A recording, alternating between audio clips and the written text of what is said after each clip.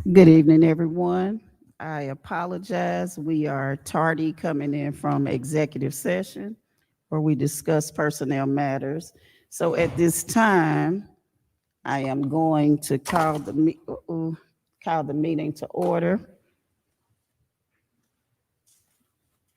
And I'm going to start with the Pledge of Allegiance. So let's stand up, please, and say the pledge. Thank you. Pledge allegiance to the flag of the United States of America and to the republic for which it stands, one nation, under God, indivisible, with liberty and justice for all.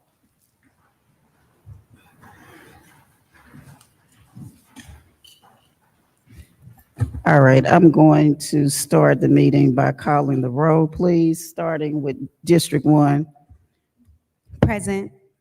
Ms. Bowles. Mr. Christmas, District 3, Jesse Goree, that would be me. District 4, Miss Victoria Williams is away on board business. She actually may call in. District 5, Dr. D. Haney. Present. District 6, Miss Mary Baker. Present. District 7, Miss Sabrina Hill. Present. District 8, Ms. Cooper. District 9, Mr. Benjamin Straker. Present. Superintendent, Dr. Anthony Smith. Present. Attorney, Mr. Clem Doyle. Present. Administrative Assistant to the Superintendent and Board, Ms. Harlicia Battle. Administrative Assistant to the Chief of Staff and to the Board, Ms. Don Blau. And we want to wish Ms. Blau a happy birthday. She had a birthday yesterday. All right, I want to take a moment to pause for a moment of silence for one of our principals, Dr. Roxanne Dixon, who lost her sister. So we're taking a moment of silence, reflection for Miss Constance Johnson, who was her sister. Let's take a moment, please.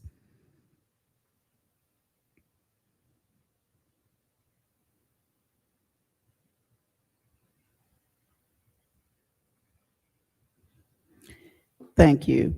And I'm gonna have to make you all indulge me for just a moment. I'm gonna call an employee's name, and I want you all to keep her in prayer. I'm not gonna say the whole name. I'm just going to say, please keep Dinah in prayer. And you all are gonna have to indulge me for a moment, because there are so many people in this room that I need to thank. I see some very nice gifts that are here on the dais, and I don't know who they're from, but I want to thank some people. But I'm gonna start out with a little tune here. Y'all might kind of recognize this. I'm not a singer, but because we just spent October acknowledging Breast Cancer Awareness Month, first of all, I want to thank my colleagues that supported me by wearing pink, and all of the people in the school district who continue to have worn pink for the whole month. That meant a lot to me. But I'm just y'all indulge me a little bit, okay? It was the 11th of September, a day I always remember. It was the day I was notified. I can't sing, y'all, but y'all might get the tune. I never had a chance to receive it. Never heard nothing but bad things about it. So, Father, I'm depending on you to see me through. My Heavenly Father looked down on me and said to me, do not be afraid, for I am with you. Do not be anxious, for I am your God. I will fortify you. Yes, I will help you with my right hand of righteousness. And I don't have any more words because that's as far as I could go.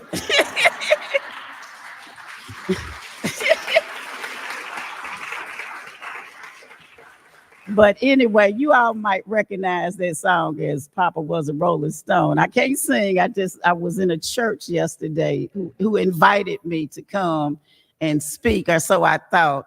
And I just want to thank some people because I'm going to start off with communication. I want to start with Miss Jada Dawkins and Dr. Ebony Lee, who came to me and said something to me about being the face of breast cancer awareness this month. I want to thank the Clayton News Daily because they sent their reporter over, and we had a whole pink edition. They did a whole interview, and the interview was recorded, so it is on YouTube now. It's about 30 minutes long. There might be too much listening to me for 30 minutes, but I realized, as I said in my song, I was diagnosed, I was given the information on 9/11, and because I never had the opportunity to just really take it all in and just have a good cry, I realized it since that day in 2019, I really have never cried about this situation. So when Dr. Lee and Miss Dawkins had me to come for the interview, as I started opening up my blue book that had everything in it, it just all kind of came back because, as I said, I had buried it within my head. I had buried it in the house and I just didn't think about it. So it was really, today we're going to talk about social emotional learning. And I just thought about myself. I started my treatment, all those types of things. I had all types of side effects, but I didn't go to a support group. And now I wish I had done so, because now it really kind of hurts when I just think about everything that I've endured, and people don't understand the stuff that I went through because I was still serving as the board chair. You all didn't see me other than my little turban when I started losing my hair, losing my taste, and all those types of things. I continued to do my job. Some people might not appreciate what I do, but I've done a lot of work. But I went ahead and continued to do my job. And the reason that I'm saying this, because I called the employee's name. That employee, she's done her job as well, but she's stage 4. I think this is the 3rd or 4th time that the cancer has come back on her. And what people don't realize is that even though today I can say I'm a survivor, deep within my brain is always that little, like they have the angels, the good one and the bad one. There's always the thought that I'm surviving now, but it could come back at any time. And so I just want to thank everybody that's been nice to me this month and that have given me things. Miss Nikki Frazier, I don't know where you are, but I got your shirt on today. I've received so many nice things from people, and you all just don't know how that makes me feel. And I think, and you all have been nice to other people. Thank you all so much for supporting us, the survivors. And I also put on another ribbon today. I put a ribbon on for our former colleague, Miss Sona Singleton Gregory, because even though she didn't pass from breast cancer, she passed from ovarian cancer. And my last thought is that I know that you all are familiar with Richard Roundtree. Maybe some people aren't, but John Shaft, we know, we talked about getting mammograms, all those types of things, early diagnosis. Did you realize that in 1993 that Richard Roundtree was diagnosed with breast cancer? He had a double mastectomy. I think it's only about 1 or 2% of men that get breast cancer, but he had a double mastectomy. And but just 2 months ago, he was diagnosed with pancreatic cancer, and it took him out in 2 months. So you all learn to be nice, and also I'm gonna be listening today because I've needed some SEL myself. So anyway, thank you all so much. I'm not sure who put these roses up here. Who put these roses? Do you know? Who? Oh, Miss Deborah Collier, she's such a nice person. She always does so much stuff for the board. Most of the time we get gifts and she'll do that for everybody. So thank you, Miss Collier, for doing that.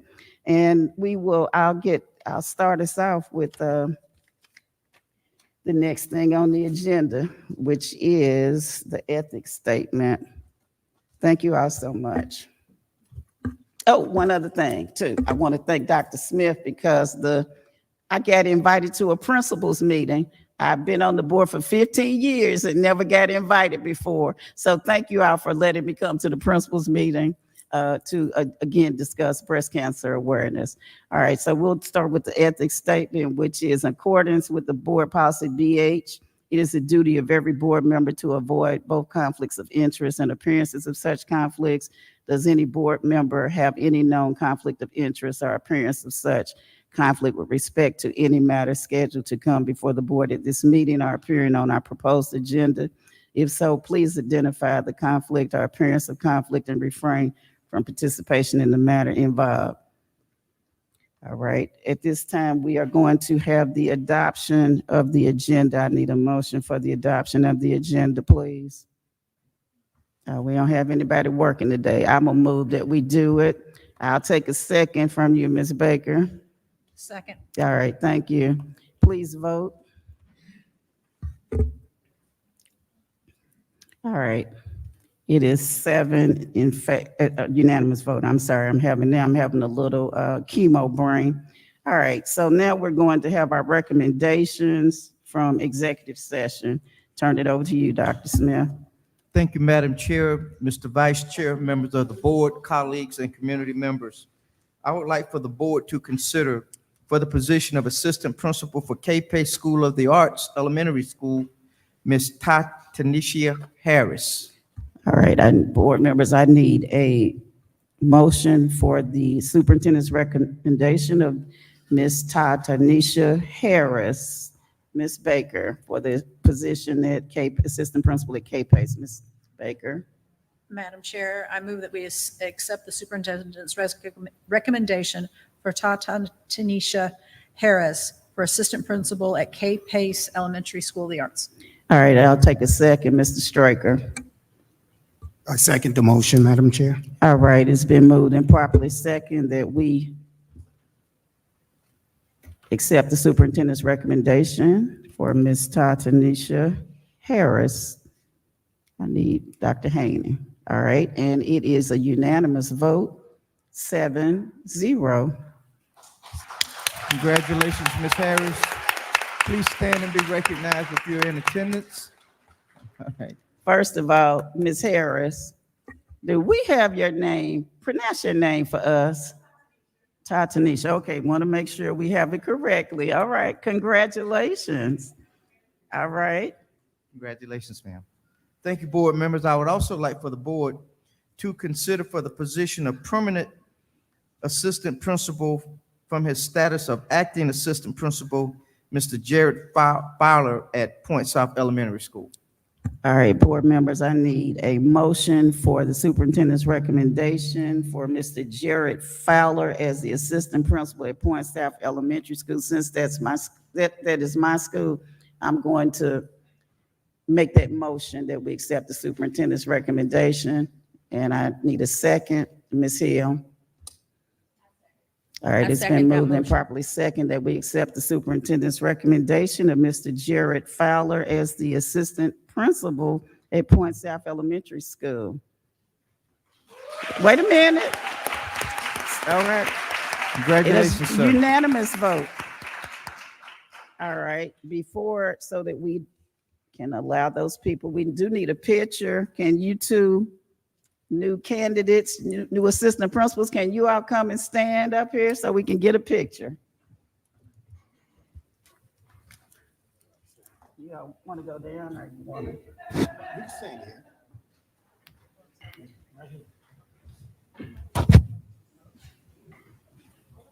Let's go down, please.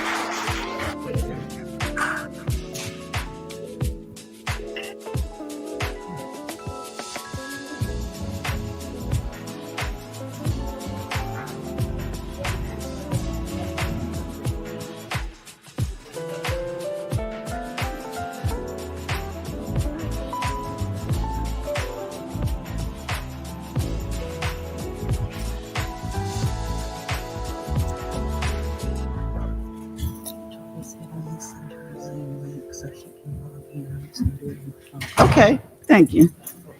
Oh, good. My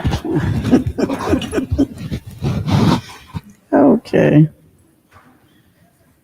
All right.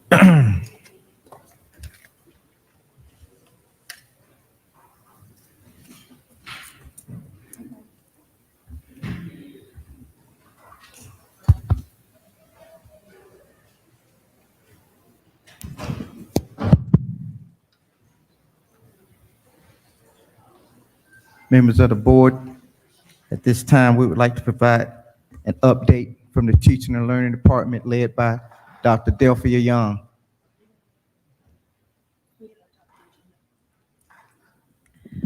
Good evening, Madam Chair Gurry, Mr. Vice Chair Straker, members of the board, Superintendent Smith, audience, and community. Tonight's update from the Division of Teaching and Learning and Strategic Improvement are presented by three of our finest, Ms. Stephanie Trice, who will share with you information about our 2024 Operation Graduation and the dates. Ms. Jackie Johnson, she will share with you our college readiness data, and Dr. Monica Wiley, who will give us an update on our federally identified schools as they stand now. Her presentation will also include remarks from one of our finest principals, Ms. Monica Goree. And while I'm here, I want to share with you very soon, we're going to be getting some additional information from Georgia Department of Education, and we're going to have our college and career readiness performance index, known as CCRPI data. Those data points will be coming out in the future, and we will be very pleased, I believe, in what we're going to see. Okay, so I'm very excited about that. Also, at the business agenda portion of tonight's board meeting, Dr. Shantara Rump Carter will ask you to consider the superintendent recommendation for the 7 Pillars Charter School Renewal Petition. Thank you, and let's welcome Ms. Stephanie Trice.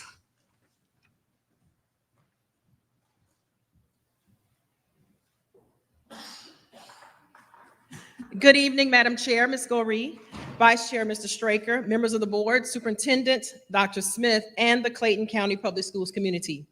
I am Stephanie Trice, Executive Director of Secondary Academics, and I am here to share a little bit about Operation Graduation 2024.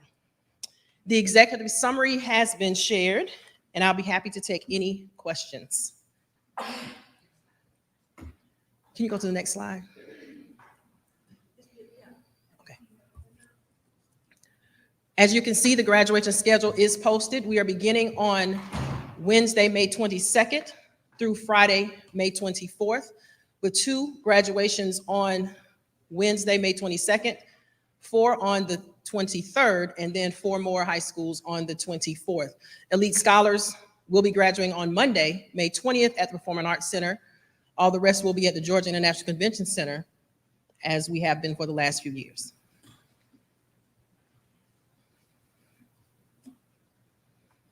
Ms. Baker.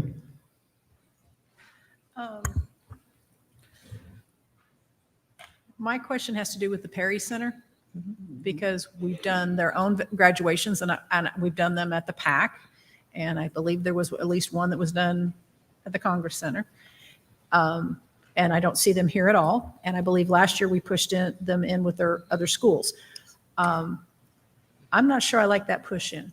And I'm just going to say why, because they choose their own valedictorian. They choose their old salutatorian. And we're running tests and graduation rates on that school. So that tells me it's a school. And I think they need to have their own time. And whether or not they will fit in the pack anymore, I don't know. But that's just how I feel. I completely understand. This year, they will be graduating with their classes. If their valedictorian and salutatorian will be recognized from whatever school they go to. Their summer graduation will still happen individually at the beginning of August, as usual, but that will be taken into consideration. Thank you. I got you. All right. I'm about to piggyback on that. Okay. Now, looking at that schedule, that school has a number, which means that school exists.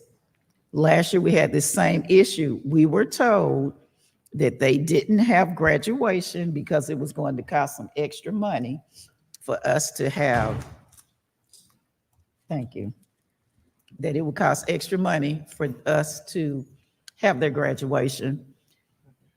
I don't know, it seems to me like we should have board approval.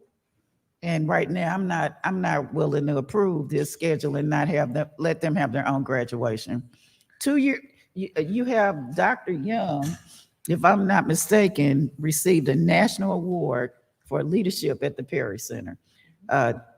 We're going to have someone come up, as Ms. Baker just said, and give us data on the Perry Center, every single thing. Now, even looking at the time that you all are having graduation, what I don't understand is why we need to have graduation at 8 a.m. when you got a 2 or 3 hour gap between those first graduations. You all, I don't know what time you all get here, but I get stuck in that traffic trying to come off of the interstate. It's backed up.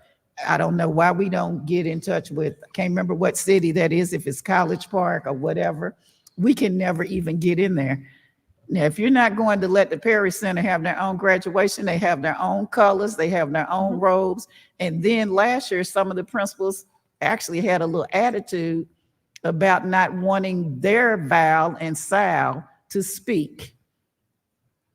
And I had to be a little adamant about the fact that those children have earned the right to speak. So I don't understand why we come back 2 years in a row saying that they're going back with their class. Thank you, board members, for your concern. We will go back and talk to Perry Center leadership again, and we will emphasize the importance of them being recognized, and we will adjust our schedule accordingly, okay? And so we will have that taken care of within the next few days. Thank you very much. Thank you, because, okay. The discussion about having an independent graduation for the open campus can happen, but starting time at 8 o'clock is impossible to change. Why? Because in order for us to, and that's typical, we've done it for years, and folks have come to an expectation that some graduations just have to start at 8 o'clock because we have so many schools and we have that venue, and it's worked out fine. Okay, but look at your times. I'm sorry, my computer, I just hit the wrong button and it went away. Okay, so look at your starting times. without the Perry Center. You got all these people, you got a nice gap of time up here.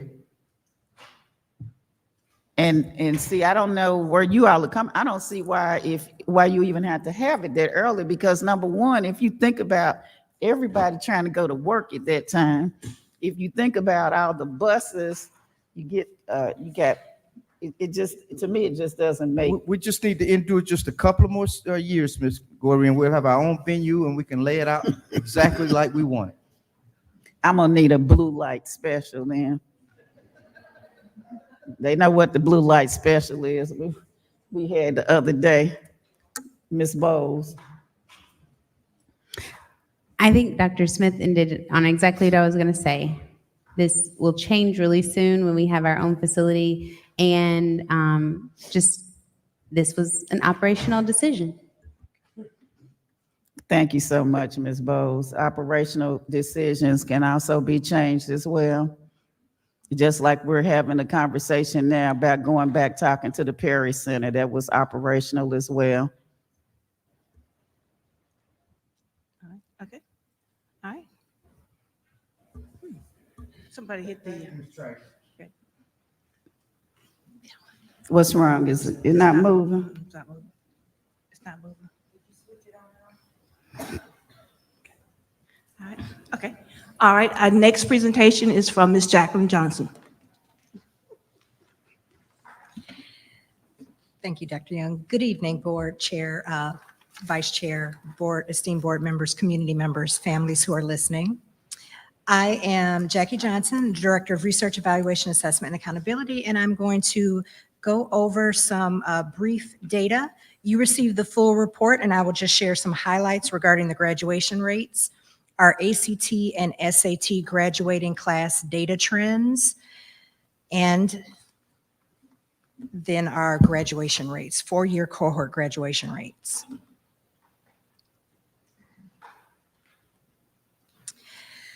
The four-year graduation rate for Clayton County Public Schools, we are excited to announce that it increased to 81.1 points, which is 1.5 points higher than it was last year, and we had a higher rate of increase than Georgia's rates. Elite Scholars and Stillwell Academy for the Arts had perfect graduation rates of 100%. 11 of the 12 high schools had graduation rates above 80%, with 4 of these high schools having rates above 90%. Elite Scholars, Lovejoy, Mount Zion, and Stillwell Academy are amongst those schools. 6 high schools had increases also in ranges from 1.1 to 5.8 points, and they are Drew High School, Forest Park, Jonesboro, Morrow, Mondays Mill, and the Perry Center. Perry Center also had the highest rate of graduation increase of 5.8 points from 22 to 23, going from 46.8 to 52.6% of the students graduating. And then unfortunately, 4 of our high schools did have decreased rates ranging from 0.5 to 4.7 points. Those schools are Lovejoy High, Mount Zion High, North Clayton High, and Riverdale High.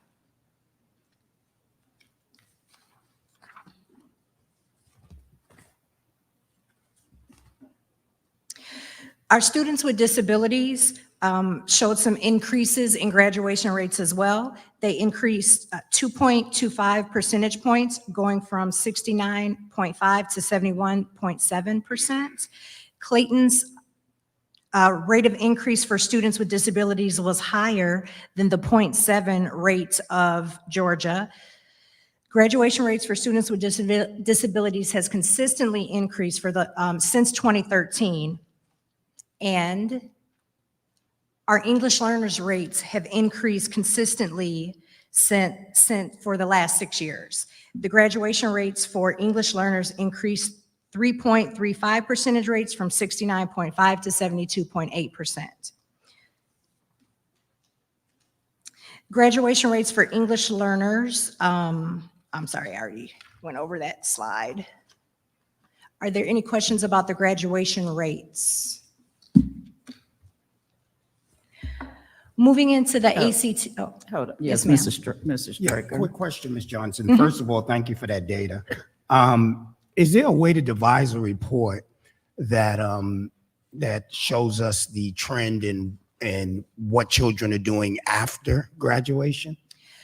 Yes, actually, we do receive those data. They're lagging indicators, so we get them like a year or so afterwards, but we Right. can provide you with data on what happens with students after they matriculate. All right. And you all usually receive that report when Dr. Dunn comes and gives a report about what's happening at post-secondary readiness. So I'll make sure that we Thank present that. Any other questions? Ms. Hill. Madam Chair, my colleague just asked a question. That was exactly what I was going to ask. If there was any way that we could have data to show what happens after graduation. So thank you for this report, though, and I commend our scholars and all of our staff for the increase in graduation rate. Thank you. Ms. Baker. I just want to go back for a second and make sure that we highlight this. If I'm reading it right, the Georgia subgroup of English learners is at 66%. And Clayton County is at 72.8. Yes. I think that requires a applause, a Yahoo. It does. Great job. Keep doing what you're doing. Oh, there it is. Yes. Okay. And that has been the case. If you look at the slide for the last several years, we have outperformed the state with reference to English learners.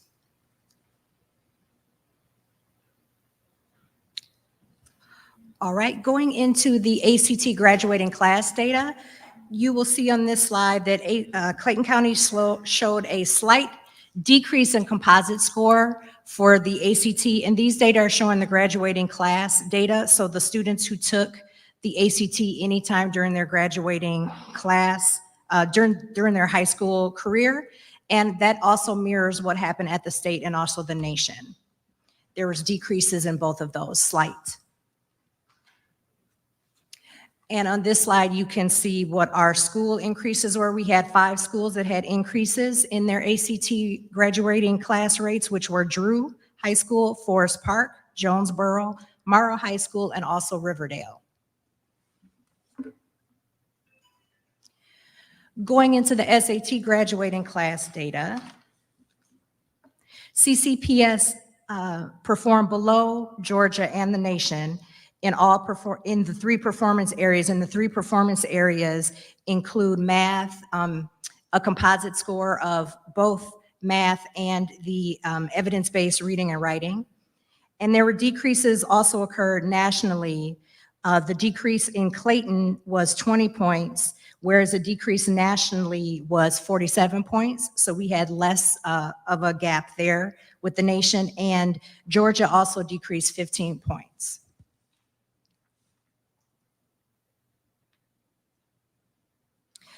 Taking a look at the schools data, we had some schools that had some really good gains with reference to ACT. Elite Scholars, which I believe they were awarded regarding their SAT performance earlier this school year here at a board meeting. But the Elite Scholars had a score of 1123, which was the highest increase of 24 points in the district. Elite Scholars also outperformed the nation and the state in all 3 performance areas. Elite's math score was 52 points above the nation's score and 34 points above the state score. Elite's evidence-based writing score was 69 points above the nation's and 45 points above the state score. We also had some increases with Stillwell with 1 point above the nation. Jonesboro showed increases in all 3 performance areas, showing a 5-point increase in their total score and 11 points in evidence-based reading and writing, and also 4 points in math.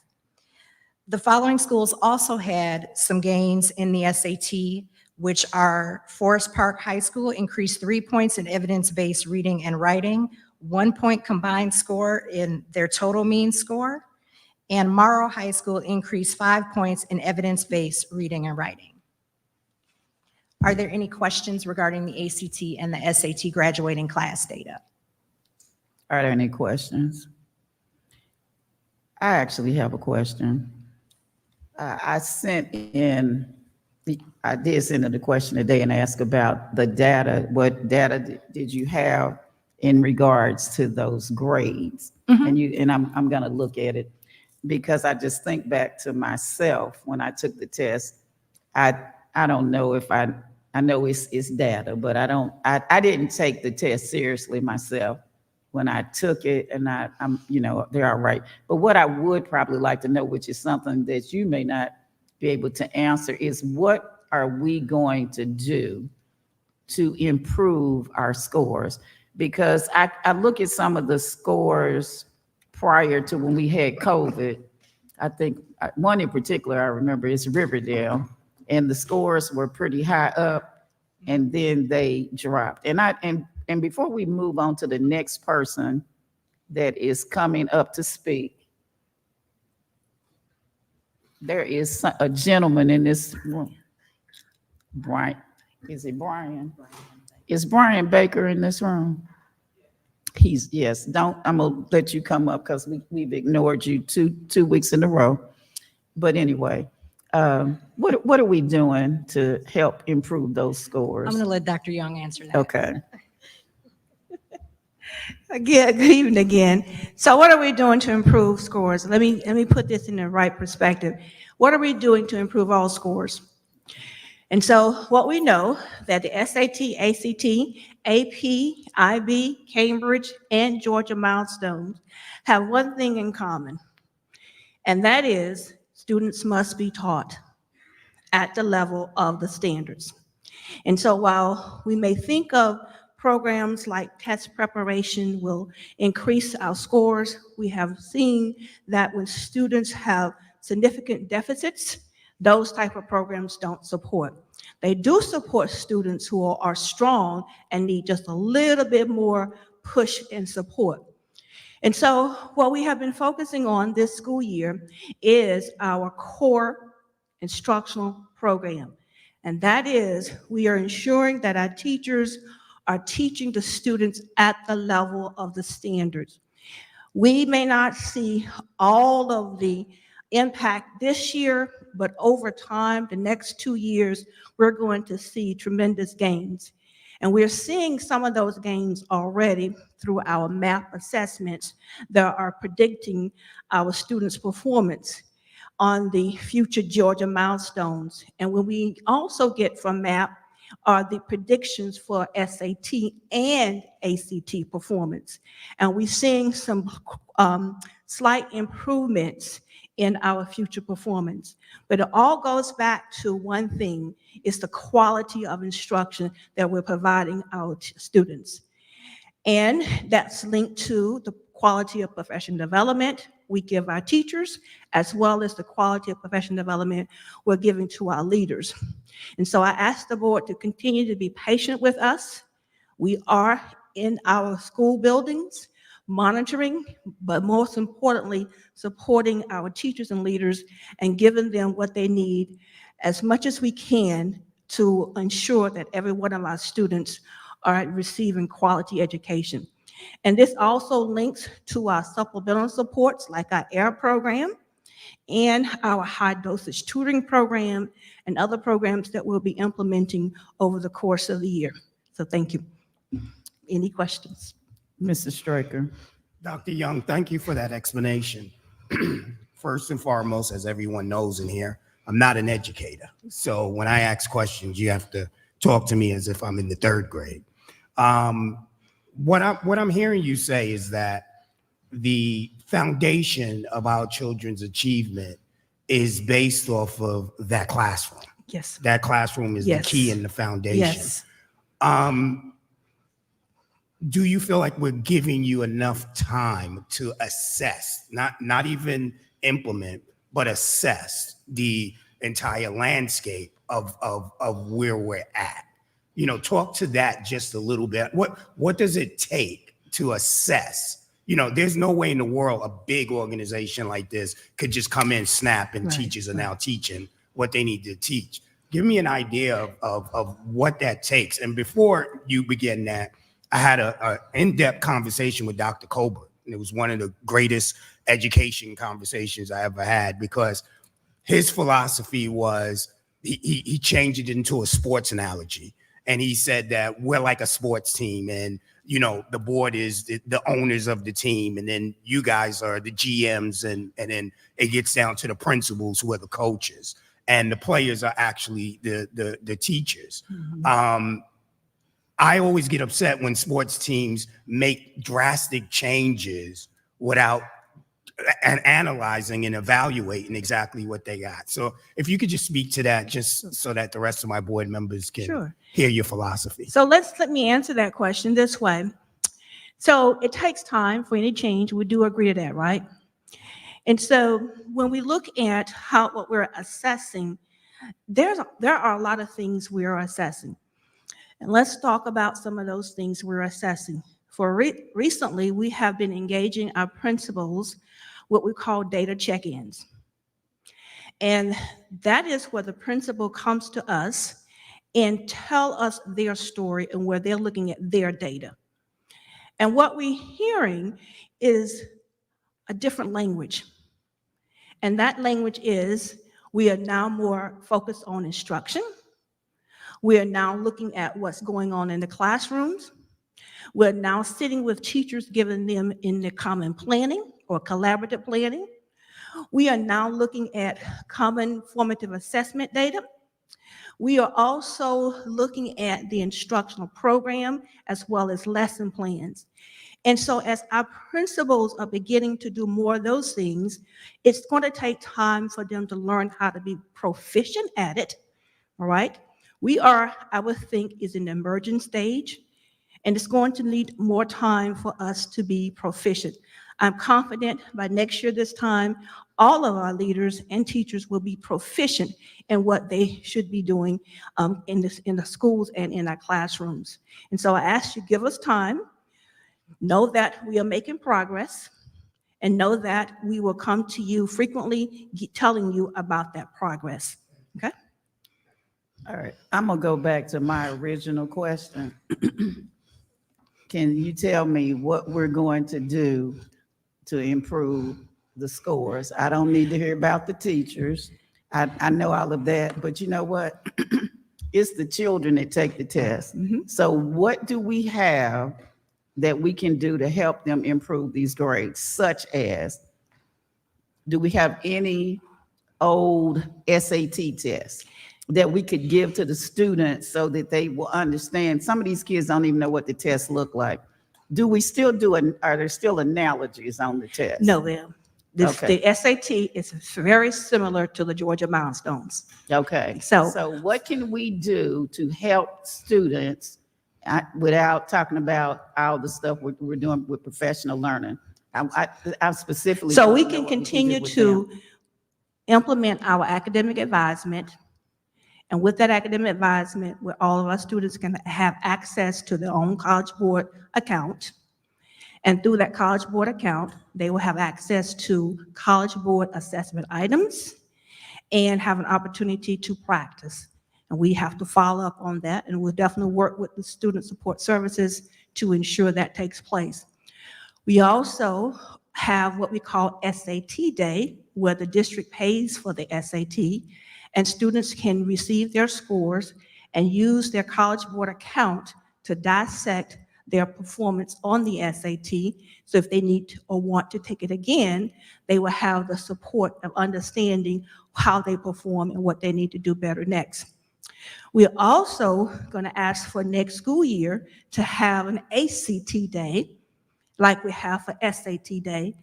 And once the students create their ACT account, they will all have opportunities to receive practice assessments. And the unique thing about both ACT and SAT. Oh, okay. Okay. Don't leave. Okay. Okay. So what's unique about ACT is that we can have the opportunities to link that to career readiness as well. So our kids can have access to College Board and ACT and any other those opportunities that they need to improve. So we don't have ACT Day now? No, we don't have it yet. Why not? That I don't know, but I am committed to, that's like I said, to have that. Why do we have to wait till next year?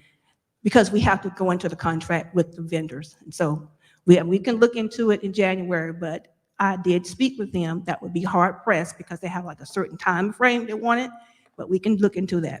All right, sounds like Orton Gillingham to me. Oh, hold on. All right. Hold on, we got Ortham Gillingham training coming to us, January, 5 days, 25 people. Thank you. All right, amen to that. All right. Now, we have to rectify something. Okay, thank you. Thank you, Madam Chair. I appreciate that. I would like to introduce to the board and to the community, Mr. Brian Baker, who's serving in the role of assistant principal at Riverdale High School and is doing an incredible job. And this is for information only. A vote is not required. And I do believe Mr. Baker also has with him his family. So, Mr. Baker, if you would, please stand and be recognized as the acting principal at Riverdale High School. Mr. Baker, do you have some family members? All right, look, we need to do right. So we need to get up and come back down on this floor.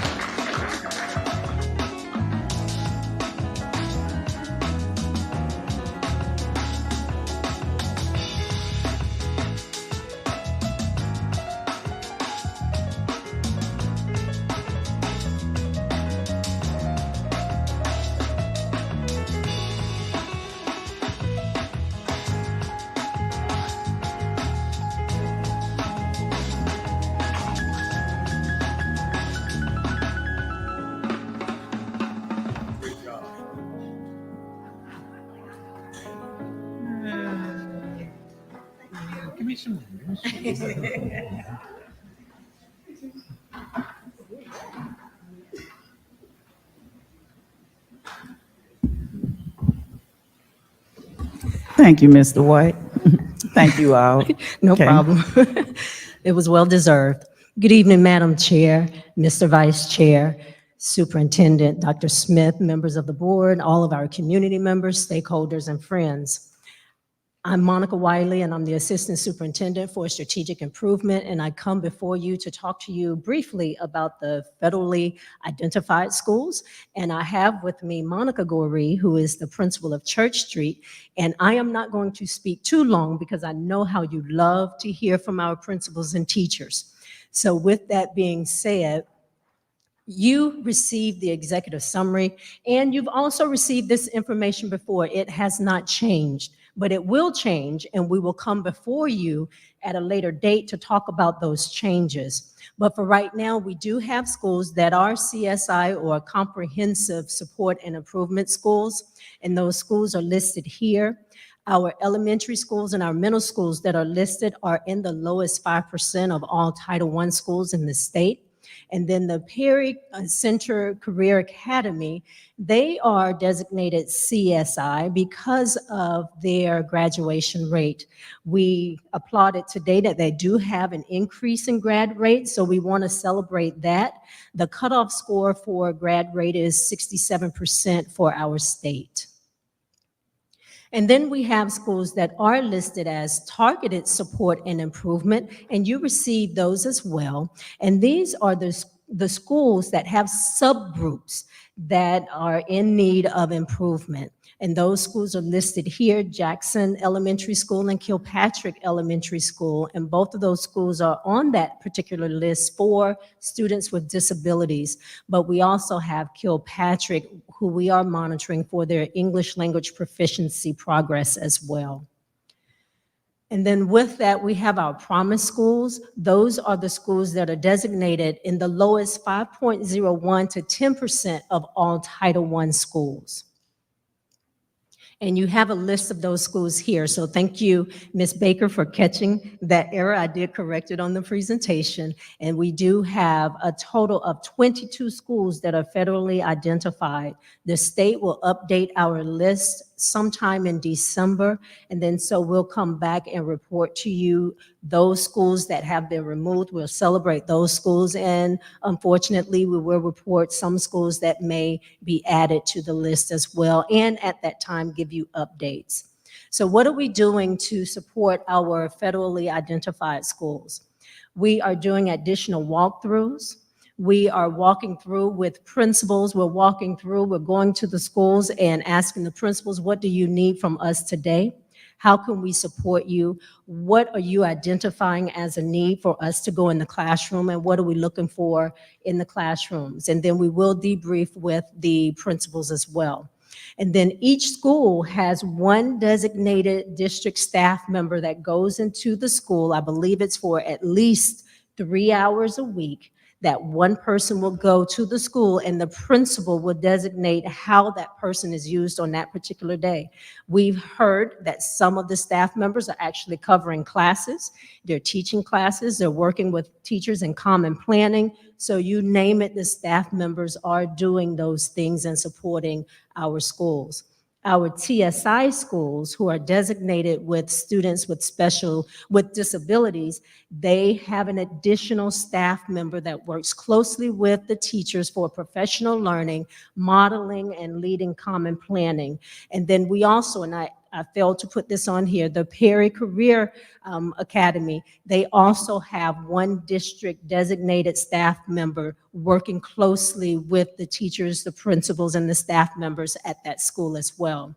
And then we also do, like Dr. Young mentioned earlier, our data check-in presentations by the principal.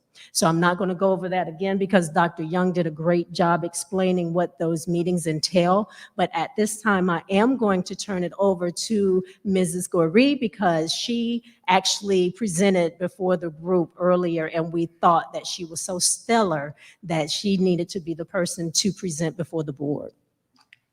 All right, before I let the board members whose lights are flashing, I'm gonna let Ms. Goree speak first, and then we will take questions. So don't think I'm ignoring your light. Go ahead. Thank you. Greetings, Madam Chair, Ms. Goree, Vice Chair, Mr. Stryker, Superintendent Smith, and members of the board, audience, and community members. I am Monica Goree, the proud principal of Church Street Elementary School, and I am here to talk a little bit about our support that we receive at our schools or in our schools, as well as the data check-in process. So I want to start first with the support. Being a principal of a promise school, it gives me hope to know that I have support from the district who will assist me in the quest of ensuring that we meet the goal of increasing by 8 percentage points in each subject on the Georgia Milestones end of grade assessment in spring. Therefore, as it relates to the support, as Dr. Wiley has suggested, as well as Dr. Young, we have district support personnel like Dr. Angela Rogers, who spends 1 day a week with us, as well as Mrs. Monica Blackmore, who spends 3 hours with us weekly. When these two ladies come into our building, here's a glimpse of what it looks like as it relates to the support. Dr. Rogers and Mrs. Blackmore will meet with our academic coaches and I to determine our support needs. As well, Dr. Rogers and Mrs. Blackmore also observe in classrooms to determine support needs. After they determine the type and or level of need or support, next, they provide side-by-side coaching and they provide model lessons. They also work with teachers so that they will gain a better understanding of what resources they can use to support their delivery of instruction, as well as assist with what to speak to as it relates to planning lessons. Our district support personnel also provide feedback to the teachers and to myself and our academic coaches so that we can follow up with the teachers. By this time, after Dr. Rogers and Mrs. Blackmore have done what I mentioned previously, the support then becomes cyclical so that it is continuous. And at that point, our district support personnel can go to other teachers who are tiered per the level of support. And finally, as it relates to support, we collaborate often to ensure that our teachers are being supported in all that they need. And this especially relates to the new teachers in our building. So that speaks to the support that we receive from the district. At this time, I would like to talk about the data check-in meetings. Regarding the data check-in meetings that we had, as a Promise school principal, I took this data check-in to heart because I knew it was the best way to really dig in to determine the state of my new school, especially since I had been moved in July in complete transparency and feeling like I've had to play a bit of catch up at Church Street Elementary School.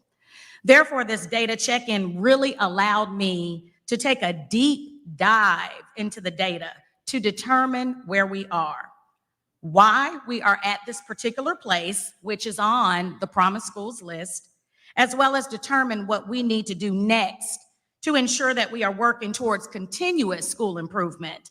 It also helped me to think about what type of support we needed to achieve our goal of increasing 8 percentage points at the end of the school year. Therefore, for the data check-in, I went through the continuous school improvement process where I had to actually talk about, plan, do, check, and act. I defined the problem and established an aim, which is the planning. I had to look at the implementation of our comprehensive school improvement plan, and more specifically, our short-term action plan and our measurement for improvement, which is the do part of the process. I had to investigate our data, which is the check part of the process. And finally, I had to determine next steps, which is the act part of the process. All in all, I would say that the data check-in was a great process for me. And I really mean that because I'm able to speak to and about my school, Church Street Elementary School. It also made me look at myself as well as the lead instructional teacher leader in the building. And in doing so, it made me determine there are some things that I need to do as well as the principal to ensure continuous school improvement, which brings me to my through line, which is here. If I change my practice by focusing on the basics, which are building academic success through intentional classroom strategies and ensuring that I am growing as the lead instructional teacher leader so that I can train my staff, our teachers will grow in their knowledge of knowing exactly what to do with their scholars, which will result in our scholars mastering the content as it relates to the standards for improved student achievement. I do believe these things fit together like a puzzle, hence the depiction here. And with that stated, the district level support as well as the data check-ins, I remain hopeful. Thank you. Thank you, Ms. Goree. And no relation. But I'm gonna change that and say all the Gorees are cousins. We all cousins. All right, Ms. Baker, I saw your light first, and then I saw Ms. Bowes. I appreciate what you said, Ms. Goree. But I was kind of going back to Dr. Wiley. We were talking about improving on these schools, on lower end schools. And I was able, along with some of my colleagues, to go at Point South Elementary, where the state superintendent Woods came, and he was giving awards for these schools that made 15, not 14.9, 15% or 15 points or higher got awards. And we had several schools, and I believe the lowest that had was a 16 point, and the highest was somewhere around 26. And I'm all about big borrowing and stealing, and I'm told not to say that last part, ideas. So I'm just hoping that with those schools that made such an increase, that they are sharing their knowledge, their tricks of the trade with these, because I want to see us next year with Superintendent Woods getting more, twice as many, 3 times as many. I'm greedy. So I would just ask that we take what we've learned and share it. Absolutely. We're not keeping it tucked in our pockets. We're making sure that it is being shared. And that's what's so great about these data meetings. We're seeing common themes, but we're also seeing some great things as well that we can share district-wide. So we agree with you 100%.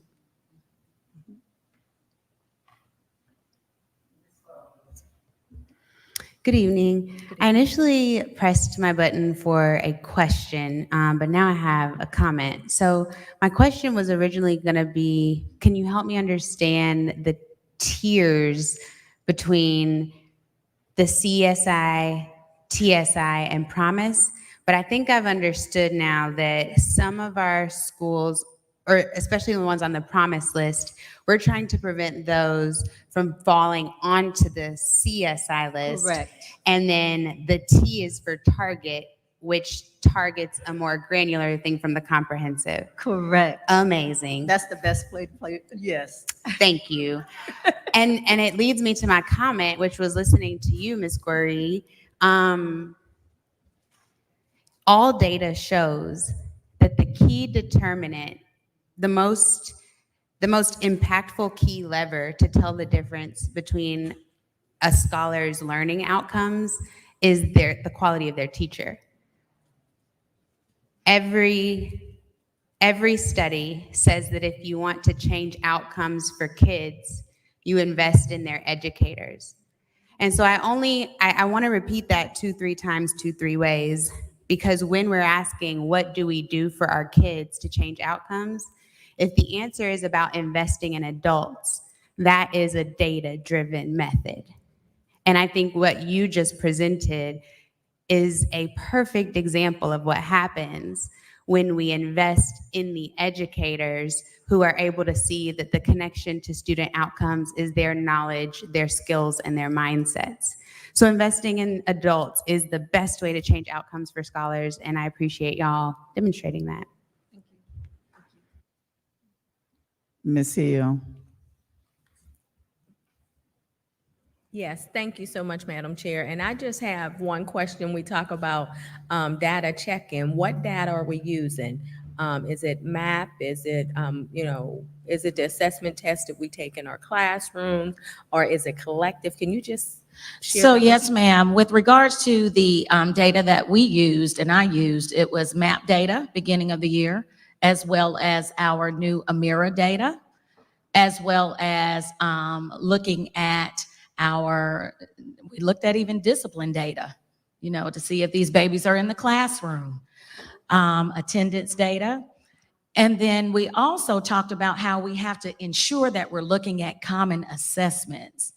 That comes with that reteach, looking at those common assessments, and then determining how we need to reteach. And obviously, we would not reteach the same way. What do we need to do differently to ensure that it looks different when we give that common assessment again? So we looked at that type of data. Dr. Haney. Thank you, thank you, Madam Chair. I want to talk to Ms. Gorey. And maybe Dr. Wiley as well. How often are the data check-ins done? How often? I'm sorry. They're going to be at least 3 times a year. We will bring on the we'll bring on the newly identified schools in January. But the high schools, we have 2 high schools that will present in December, and in December, that would have been their second time because their testing is a little different than the elementary and middle schools, but at least 3 times a year.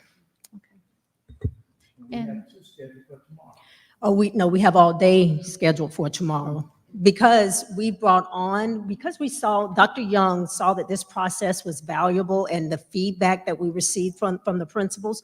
We're also working with non-identified schools as well. So they're coming through this process, and we started last week with middle school. Today we had a few elementary schools. Tomorrow we have high school and elementary.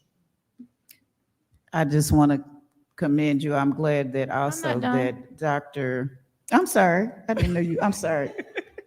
no, it's real quick. Okay. I just want to commend you as well. I do like the transparency that you gave because you identify what you need to work on as well and what you will be working on and where we see the 8 points.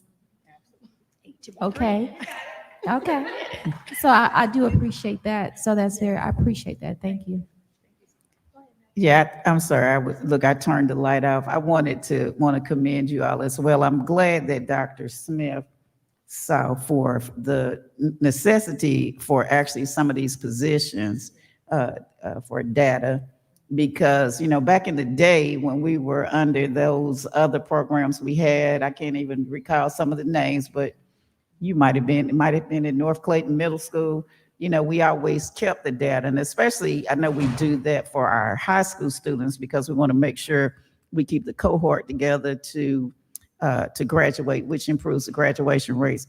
But I'm not sure if we're done with all of the data information, but I think I really want to commend you all. I'm very proud of the fact that our graduation rate has increased, and we're just a couple of points or decimal points or whatever beneath everyone. I actually looked at a board meeting. I won't call the name of the district. And I actually felt sorry for the superintendent because, they were so close and they had just a little minute drop. And the board just kind of harped on them about that. I hated to see that because we know that demographics and all of those type things change or whatever. But I think the guy's doing a great job. I'm gonna make sure I was about ready to send a couple of notes to the board, but I guess I said I need to stay in my lane.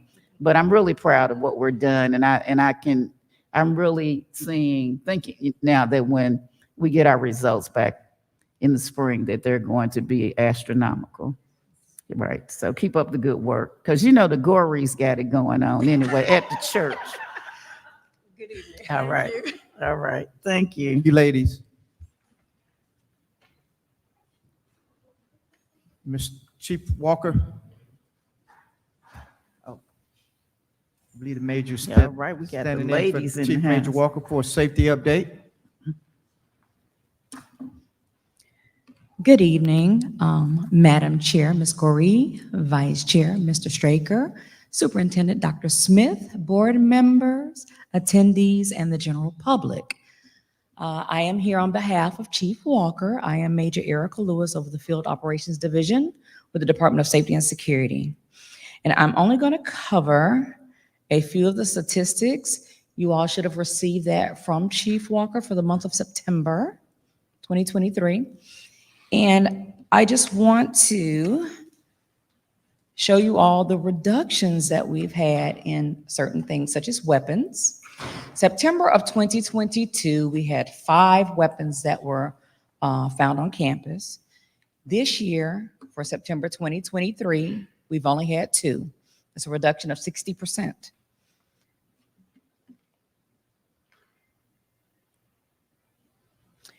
And as far as fights on campus, last year for September 2022, we had 36 fights on campus. This year, for September 2023, we only had 35. That does not mean that there weren't more. However, these are the ones where safety and security were called, and we were making reports on those particular incidents. And here, one of the initiatives that we wanted to push was for the police and for our campus security officers to be more engaged with the students at each school. We challenged them with at least doing one mentoring program per semester. And if they did not know how to do that or just didn't know where to start, we challenged them with at least partnering with the school to be a part of their programs. And so here I have a few pictures, and one was Lee Street Elementary, where we had a water main break. And Sergeant McClendon, you can hardly see him there, but he sat with the kids and kind of played with them while they waited for the school buses to come pick them up. The second picture, we have Fountain Elementary. That was where they had the safety patrol. And one of our CSOs kind of helped start that and make us aware that some of the kids wanted to be heavily involved in keeping the other students safe at that school. On the third picture, we actually have Miss Alma Filer, who is our dispatcher, that spoke at a domestic violence forum for the month of October, which is Domestic Violence Awareness Month. And that was with Arise All Daughters. And that's one of our community partners, one of the churches, which is Trinity Community Church. And we partnered with them to be a part of their program. And then the fourth picture, we have a monthly collaboration meeting with the Metro Atlanta school resource officers and police departments so that we can share information, because sometimes the issues that they have at one school or one district may be the same issues that we have at our district. And it helps us gather information and find out different strategies on how they resolve their issues as well.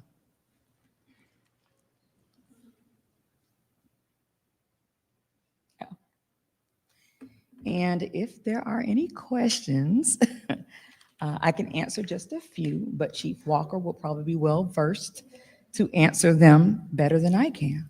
Ms. Cooper. First of all, thank you for the presentation. I have one question. I see it was an increase in suicide and self-harm. What are we doing, working with maybe support service or student services to help these individuals with this increase? Well, some of the things that we do, and I don't know if you're aware, we get indications and reports that the students may be having a little issue, and we work with the detectives, our investigation unit.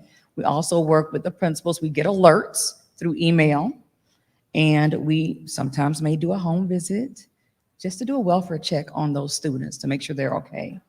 We also partner with DFAGs or whoever else so that we could make sure that they are connected with those services, whether they're at the school or even at home within Clayton County.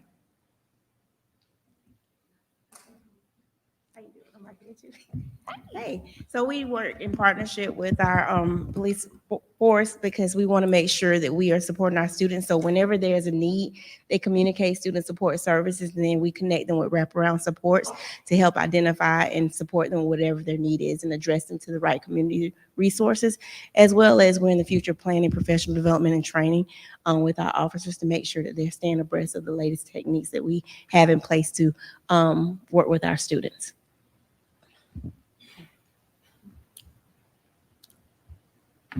Are there any other questions? Dr. Haney. Thank you so much. You're I got welcome. several. Dr. Madden could probably answer this as well. Thank you, Dr. Young, for getting that question over to them. But I still have a concern. Parents have still reached out to me about the unexcused absences. And I'm trying to figure out what has been concerned from District 5 is told it to me that we are not in compliance, as they would say, as of keeping up with the attendance of our students when they're out for a certain amount of time. So I'm trying to figure out how it gets from them to you to know that, hey, our children are not in school. I mean, I'm just trying to figure out how, if it gets to your department, does it leave Dr. Madden's department? How does that work for them not to be declared truant or all those different facets? That's what I'm trying to figure out.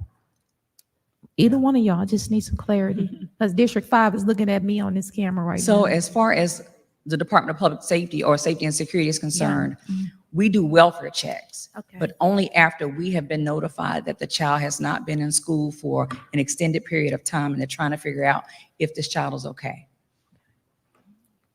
I'm gonna let her answer, and then I'm gonna piggyback on that as well. Okay, Go thank ahead. you. And we have attendance protocols in our schools, and when there's a student who is absent for 3, 5, 7 days, there's a protocol and a letter goes out and is generated automatically through our system. And then there are attendance leads and there's attendance support at the school. So if and they meet in the circle of support and they talk about different attendance measures. So if there is an individual case, a lot of times it's case by case, or someone does not enter the appropriate data, like they haven't turned in their excuses on time, or there's lagging, but we are shoring up the processes. There is room for growth and opportunity. So we did meet with our school leaders at the beginning of the year to share our process, and we're constantly checking and managing that, and also having incentives around attendance at this time. Okay, because that's what I needed clarity on, because I know that the social workers over at one of my schools identified that that's an area of concern. So I'm just going to talk with you offline because I need you to come to one of the meetings. Okay. And even Officer Mitchell had heard it as well, so that we can get some clarity around it. So I didn't know how to address that. So I just wanted to get with you all just to get the short answer. So I'll talk with you offline so that you can come next month and have a discussion to explain that, because that seems to be a level of concern for those parents, especially at the elementary level that I was listening to, as well as the middle school. I haven't heard the high school yet, Okay. but I had the elementary and middle school that was gravely concerned about that. So that's what I need to know. Okay. I look Thank forward to you. speaking with you. Thank you, Dr. Madden. And also for safety, I just want to commend you all. I was expressing to Officer Major Mitchell how I was impressed. So far at the games that I've attended, I haven't seen or heard from where I'm sitting at. I do walk all the way up, all the way up, all the way up. And I just try to, recognize and see if there's any chaos, but it has been manageable. I will say that I was very impressed with one of the officers at the Jonesboro High School homecoming. And I was very impressed with how he handled the crowd to let them know the protocols and what CCPS would not tolerate. Apparently that was a regular that he had to address. And even though they didn't want to hear it, they complied. So I just want to commend your team for that, for just ensuring that. So thank you so much. Thank you so very much. I'll Thank you, follow up. Dr. Oh, I'm sorry. On what she asked, I'm thinking too, maybe it's more issue of truancy. Does the Safety and Security Department do anything as far as, do you do sweeps, maybe going in the neighborhood? Because I can always tell our students, because we have the clear book bags.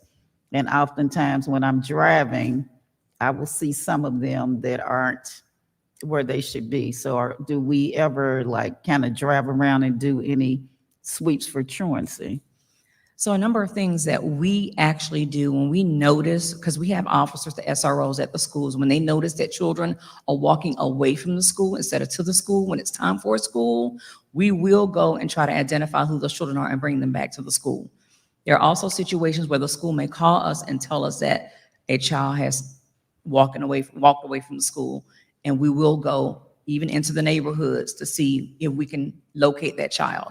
We also partner with MARTA and with the Sheriff's Department, because I know that MARTA has a truancy unit that goes around and collects the kids, so to speak, and will let us know if they've seen any of our children out and about and not in school, as well as Clayton County Police and Clayton County Sheriffs. If they see a group of kids that look fairly young, they will call us and ask us, can we come by and identify the children and make sure they get to school. All right. And I'm going to piggyback on also commending you all, because you all know I try to have my Friday nights in the stadium. You all are doing a great job. I'm looking at Dr. Simpson, because Dr. Simpson made me feel a little guilty on Saturday morning. The past 2 or 3 weeks, I have done something every single day with Clayton County Public Schools the whole day. I haven't even had time to be at home. He said, "Are you going to the flag football game on Saturday?" And I said, "No, I'm tired of Clayton County Public Schools. I'm sleeping in, look at the soap operas." But let me tell you something. For you people that did not go to those flag football games on Saturday, they would have bombed.com. I just said I was going to run by Southern Crescent for about 15 minutes. I ended up saying from 9:30 till the end. I saw all the games at Southern Crescent. So I'm going to say this though. Your security team said we need to tell the chief that we need more people because you all only had a few people. And I don't know, elementary parents support their kids. Those stadiums were packed. So you all do need to have some more people. You also, and you don't handle this, but I don't know if Mr. Townsend or whoever handles the concession stands, we need all the concession stands open as well on both sides so we don't have to walk. But I had a ball. So you all come out next Saturday. I'm gonna even give a shout out to, I think Dr. Buddy left because I was teasing about the performing arts school beating the real schools. But K Pace came and showed out. They said they coming for everybody. The dancers said they're gonna take their trophy. So anyway, I don't see any more questions. Thank you so much. All right, thank you. Thank you, Major. Thank you, Dr. Simpson and Mr. Townsend. Dr. Crawford.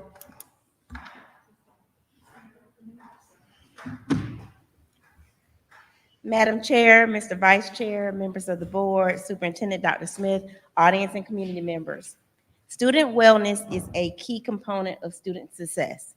When a student is not well, he or she cannot learn. As a school district dedicated to student success and building a better tomorrow today, we know it is our responsibility to create the systems and structures necessary to create the conditions for our students to learn and thrive.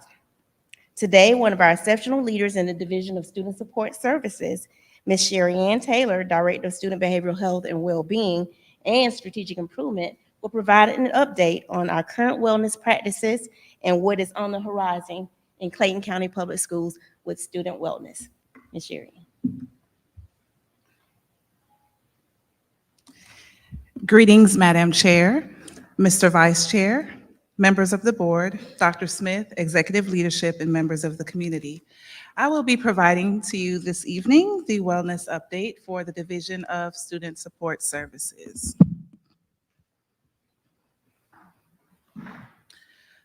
I want to ensure as we carry out this update that we anchor it in strategic goal 4, making the connection to the work that is being completed in the district daily. In Clayton County Public Schools, we want to ensure that all students have access, equitable access to their supports, and therefore we utilize the multi-tiered systems of support to deploy our mental health supports and wellness supports within the district. In detail, Tier 1 focuses on awareness and promotion, and therefore we utilize events, programs, interventions, and wraparound supports to deploy those services to all students at Tier 1. Again, focusing at Tier 1, we're looking at awareness, making sure that our students, staff, and community are aware of the mental health supports and resources that we provide within the district. Excuse me, at Tier 2, you start focusing on students who are at risk for behavior concerns, mental health resources needing to be deployed. We utilize individual skills group, small groups, and our student wellness checklist. The student wellness checklist helps support if students are identifying self-harm. It connects with the gaggle framework with our safety and security. So safety and security utilizes that program to pick up if there's any harm, any self-harm, violence, anything like that being identified by our students even on the weekends and even at night. And so our safety checklist is completed by our counselors, social workers, psychologists, and they do so even at the holiday periods as well. At Tier 3, we're focusing on our students who are in distress, who have impaired functioning. We utilize our community partners to deploy the services at Tier 3. And I'm going to show you a list of our partners to let you know who we're working with, and we have memorandums of understanding with those partners. So what is Spark? Schools partnering, and we want you to highlight the word partnering, to provide awareness, resilience, and knowledge to our students. We utilize a tiered approach, and what that means is we give students what they need. We're not trying to give resources to students who don't need them. We're making sure the most at-risk students have access, and that's part of the equity. We're raising awareness because understanding your mental health allows you to make great decisions, and we're using evidence-based practices to do this work.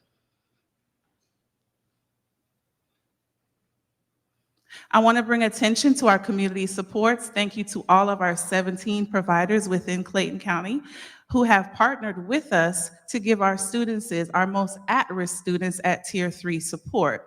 I want to also highlight that students who are uninsured or underinsured receive support through United Way of Greater Atlanta and through the Georgia APEX program.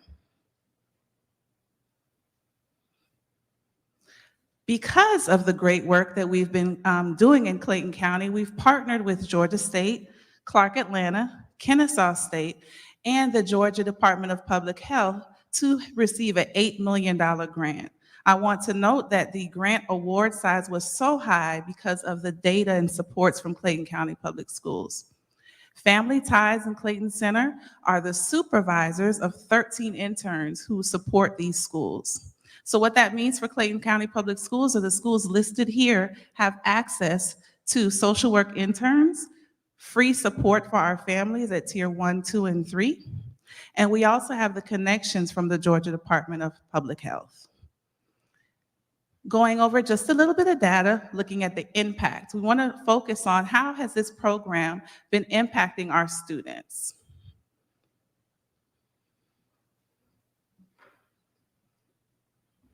Looking at the last school year, we had 1,058 referrals to our Spark program. That was a 97% usage from our schools, 18% increase from the year before. We want to note that our secondary schools make the most referrals and utilize the supports the most at Tier 3, and our elementary schools utilize the supports most at Tier 1 for awareness.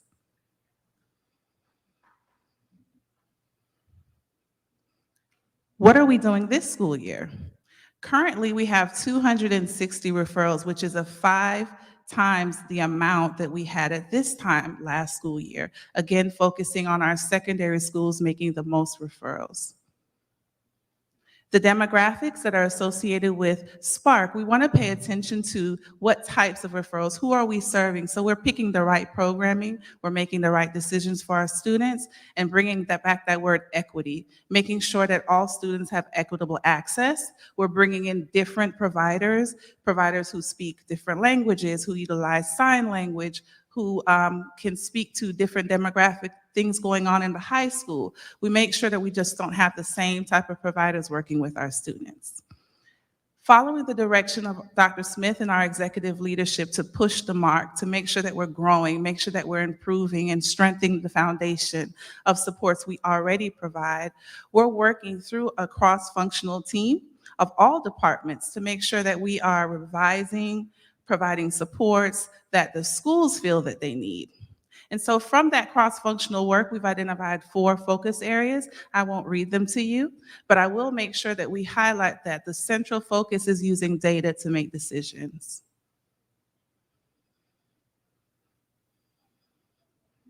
Once we strengthen our foundation, I just want to give you a preview of the integrated supports. This is what our current model will look like. So I started with the word program.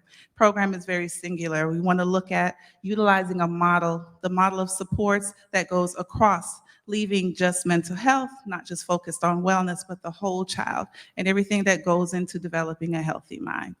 Dr. Smith, those are my updates. I will pause here for any questions. Do we have any questions? Ms. Hill? Thank you so much for that presentation. So I just have a couple of questions. One, the SEL, is that happening throughout the district? And I know last year I had the opportunity to be with Kilpatrick Elementary, and just to see those young people do they did it every morning, and they just had a way that they did it to bring relaxation. Are we still doing that? And is that happening throughout the district? So yes, social emotional learning is still occurring at every school in the district. In the cross-functional team, the team is deciding to work towards social emotional learning being carried out through career and life readiness skills, and not necessarily just focusing on that one aspect. The program that you're making reference to at Kilpatrick Elementary, Inner Explorer, which is utilized at Kilpatrick every morning, is available to all schools in the district. It's available to our community and our parents as well. So yes, we are still utilizing Inner Explorer. And I know you mentioned outcomes. So when we are looking at data, are we seeing an improvement with our scholars who are implementing these tools? And if so, is that data available? We absolutely see improvements that we see transpired as better attendance, better focus in class, better problem-solving skills. That's available through checking those type of outcomes. We do not have access to the therapy notes or anything like that. We can just determine if it's trickling into tier 1. So I can definitely provide to you the study, the report that we track those 1,058 students to see how they're doing in the classroom. We can provide that information. Okay, and one other question. As my colleague mentioned, if we're going to make sure our scholars are thriving, then we want to invest in our adults. So where does the wellness fall in as far as our adults within our district? Thank you. We have teacher wellness rooms that we've started to develop in some of our schools. You've seen one and been in one at Kilpatrick. We also are working to bring Kaiser Thriving Schools, the program here. We've started with a few pilot campuses to be able to bring that work so it's not interfering, but it's part of the teacher's daily work. And so those are the two ways. Kaiser is going to be our biggest bang because it produces not only staff trainings, but it also has the wellness piece that you're able to do self-paced on your own. Thank you so much, and thank you again for such a wonderful presentation. Thank you. Dr. Haney. No, mine is very simple. Thank you for being so detailed. You said you're using the CCPS wellness model, or you will be using? Are you currently using this model The now? picture on the screen? Yeah, this one is the integrated supports, the last slide. This is our Yeah, that one right there. Yeah, this. Yes, ma'am. This is what we're aspiring to. Okay. We're developing through the cross-functional team. We've determined that this is what we want it to look like, and so we're starting to build all the pieces. We'll have a presentation of that in the spring, probably January, to be able to show you the new work. Okay, so you said that you have it tentatively in January. Yes, ma'am. And then we'll implement in the following school. No, we're implementing as we go because Okay. this work is too critical Okay. to wait until okay. next school year. Yes, Okay. so there are components of the model that It's are like being chunks. implemented. Yes, ma'am. So by the time you get to us in January, we'll be able to give you a full report of how it's going. Okay, all right, thank you. Thank you. Ms. Bowles. Oh, I apologize. No problem. I don't know if my question's necessary anymore. Ms. Hill asked what I was wondering, which was about how we invest in our scholars' wellness while also doing that for the adults in the building. And so excited to hear about the new project with Kaiser. And I know there's also some wellness committees being formed here at the district. So just excited to see that the adult wellness is equally as important as the scholars, and continue to keep us posted on anything we can do to support that work. Thank you, and thank you for your comments. Don't leave. I also wanted to commend you on your presentation because, and the question was asked about the adults. I believe that Ms. Bowles is also doing some wellness on Wednesday for our teachers. Our teachers definitely need it. And I needed it because I had a trigger this evening as well, but I think I handled myself very well. We all need to know how to deal with triggers. Absolutely. I wanted you to talk about your event that you gave us the yard signs for. Could you give us that information? My neighbor asked, I put the sign in my yard, but I couldn't remember what was on the sign. Thank you for putting the sign up. On November 11th, we have our 6th annual 5K that benefits mental health. The big benefit of that is our teacher wellness spaces. So in focusing on the adults, we'd really like that support to be able to put more wellness spaces into our schools. So it's on the 11th. It is at Clayton County Beach. We'd love for you to show up. International Park, sorry, I'm dating myself. International Park. And it's free for the community, but we definitely are seeking your donations. I also want to shout out Dr. Smith, who will be presenting on Inner Explorer. He'll be part of a panel on next week, speaking about the work that we're doing in Explorer. And we're just very proud of him to be able to provide what we're doing in Clayton County and to be the first school district that's implementing in Metro Atlanta. Now, And that is this Wednesday, not Yes, next sir. week. Oh, I'm sorry, this Wednesday. I'm calling the next week, sir. now, are people that are participating, are they getting T-shirts or Yes, ma'am. everybody that's participating? Not everyone. You're Okay. going to get the first 300 get a T-shirt. The Mhm. first 100 get a ticket to a food truck. Okay. Everyone can have coffee and hot chocolate thanks to nutrition. Thank you, nutrition. But the food truck, let's be clear, that's the 100, the first 100. You know, Okay. everyone can buy, but the Mhm. first 100 get a Yeah, little I something think for that we us. probably need to, we're asking for a donation. I think we really need to start requiring a donation. Yes, ma'am. If we're giving away a T-shirt, because T-shirts aren't free, Yes, ma'am. and you're also giving away food, you're giving stuff for the food truck.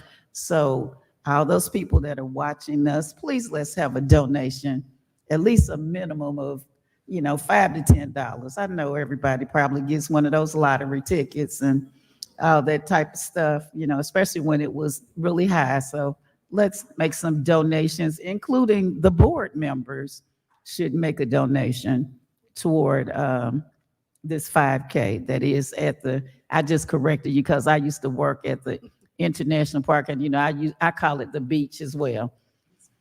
Miss Baker. Okay, I got two parts. You said you got a sign in your yard? I believe that we have signs in our offices Okay, I gotta go that to my office again. they have prepared. Oh, Miss Blackwood has 4. She has 4 left in her car. Yes, they have provided signs for us. Well, I live on a busy street, so that's a good place to have it. And second of all, I'll give a donation if I don't have to run. So there you go. Yeah. Thank you. It's a walk run. Because we're starting at, what time does it It start? starts at 9. Oh, 9. Okay, I Yes. thought it was like 7 or 8. So I was just gonna, give my donation as well. I wasn't sure I could make it. All right. Well, So, we'd love to see you. Thank okay, you. thank you. Thank you, Dr. Crawford. Thank you, Ms. Sherry Ann. Dr. Lee?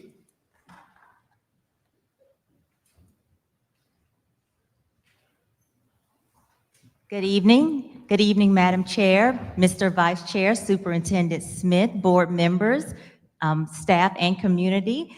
I am Dr. Ebony Lee, the Acting Chief for Communications, Public Relations, Marketing, and Strategic Improvement. And on behalf of my team, I'm excited to share the launching of our Clayton County Public Schools District Mantras. And so tonight, we will show a promo video, as well as tell you a little about the why behind the mantra videos. And I'll start with the why. Dr. Douglas Hendricks, of course, our Senior Deputy Superintendent, Chief of Staff, he asked each division to think about how does our core work really support the advancement of our superintendent's vision and priorities, and to use that mantra that we create as really our North Star that keeps us focused. So each division created a word or phrase or guiding principle that they use repetitively. So if you think about teaching and learning and strategic improvement, what would you say is their mantra? Back to the basics. Back to the basics. And so that's their guiding principles. Great job, Ms. Albritton. We can't wait to see your mantra. So Be greater with CCPS, yes. So at this time, I'll advance to the next slide and then show the video, and then I'll come back with more insight regarding when they will start airing. 8 is great, okay. 8 is great, that's right.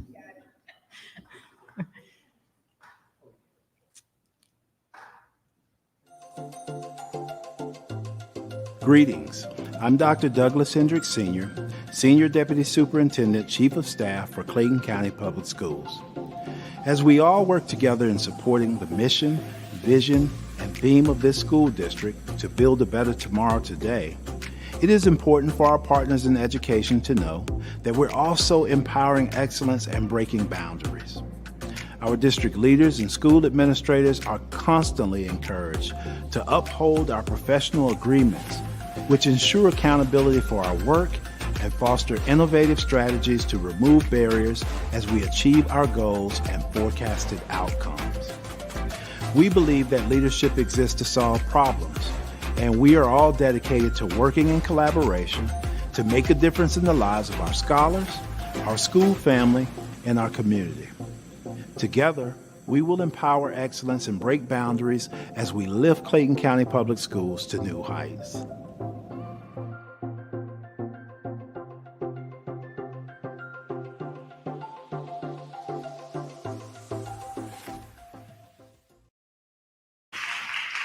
So the CCPS division mantras will begin airing on Channel 24 tomorrow.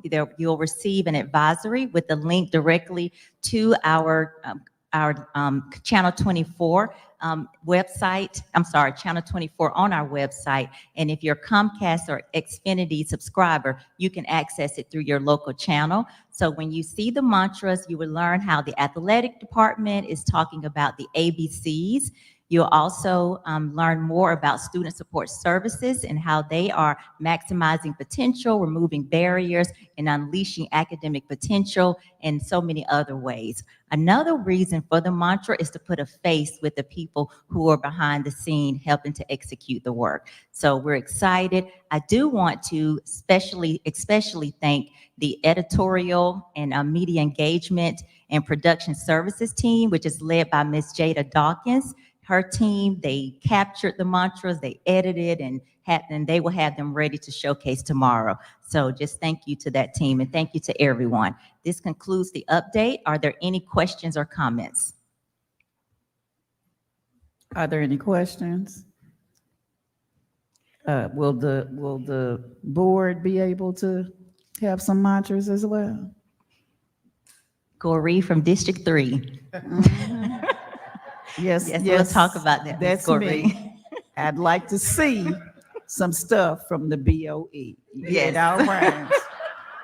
I'd like to see some stuff from the BOE. We'll make it happen, Ms. All Goree. right, thank you. Thank you. Thank you, Dr. Lee. You're At this time, update financial report, Mrs. Ramona Bivens.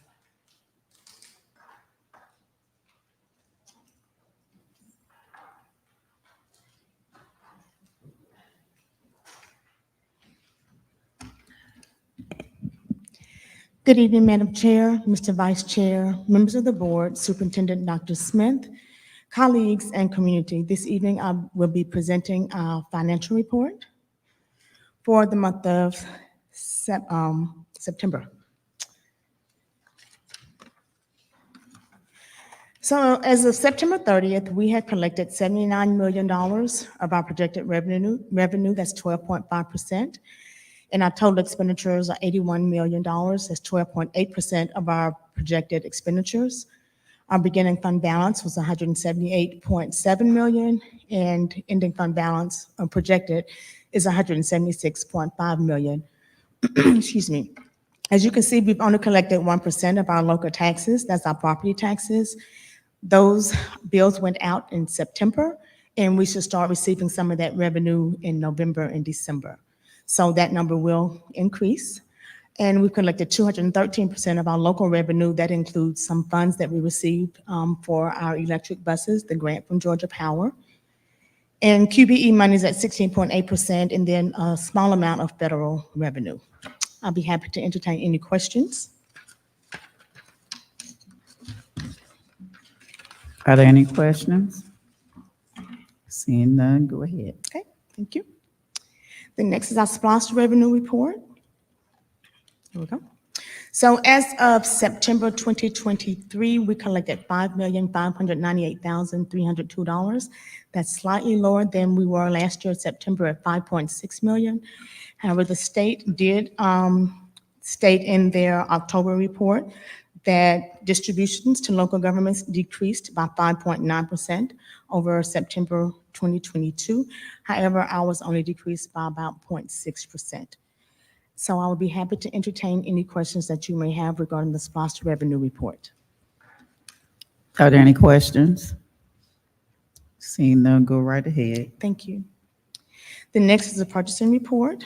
According to the board policy, the purchase of any non-consumable items with a value of $50,000 or more, and the purchase of a group of non-consumable items from a single vendor on individual or sequential purchase orders with a total of $50,000 or more shall be approved by the Board of Education prior to purchase and/or prior to the execution of any agreement to purchase.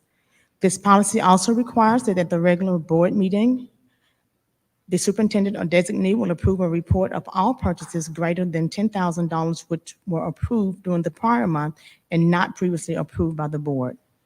In response to this policy, the purchasing department has included in the executive summary a detailed account of all purchases and contracts with a value exceeding $50,000 that require board approval. Also attached are concise spreadsheet reports as follows. Report A is consumable purchases made with a value of $10,000 or more. I would be happy to entertain any questions regarding Report A. Are there any questions? Are there any questions where you have A, B? Yep, so B is for non-consumable purchase made with a value of $10,000 or more, but less than $50,000. And report C is for non-consumable items with a value of $50,000 or more that require board approval as detailed in the executive summary you received. Are there questions for C? I thought I saw some in questions today. Okay, I don't see any now. So our last item is the approval of our corrective action plan that's required to be submitted to the Department of Education due to the district's designation as high risk. If you recall, in mid-July, the superintendent and business services received a letter from Georgia Department of Education stating that we have been placed on the high-risk designation list due to repeat audit findings. At the work session that month, Department of Audits came and did a presentation to the board discussing that designation, what it means, and what our responsibilities are. That same work session also served as training required for the Board of Education. One of our board members that was not present at that night also received the training via Zoom. So that requirement has been satisfied with the board receiving training. It also required that the superintendent receive financial training, and the superintendent did receive that as well. So the final step to fulfill those requirements is for the board to approve the corrective action plan, which was prepared and submitted to you last week for you to review. And I'll be happy to entertain any questions regarding that. And the recommendation is approval of the corrective action plan that's submitted. It is due, I believe, November the 12th, so we do need to approve it at the meeting next week. And the board will also have to sign off on it. Each board member has to sign it. And the document that I sent last week has a space on there for you to sign after you win it, if you approve it next week at the board meeting. So I'll be happy to entertain any questions regarding that. Are there any questions? Seeing none. Okay, thank you. Thank you. Thank you, Ms. Bivens. Mr. Joseph.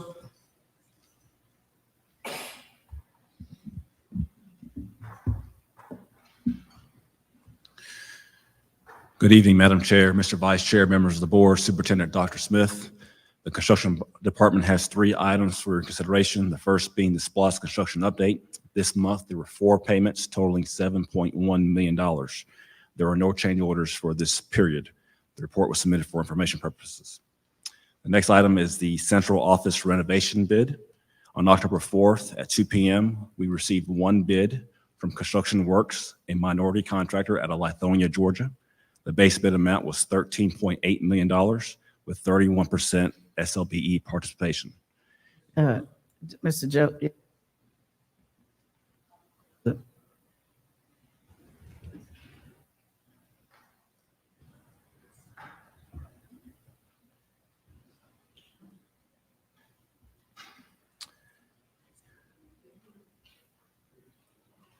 Yeah, we're good.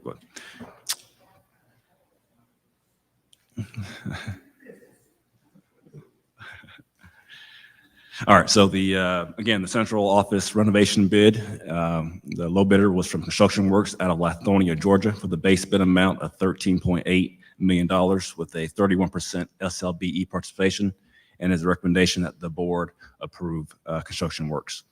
Are there any questions?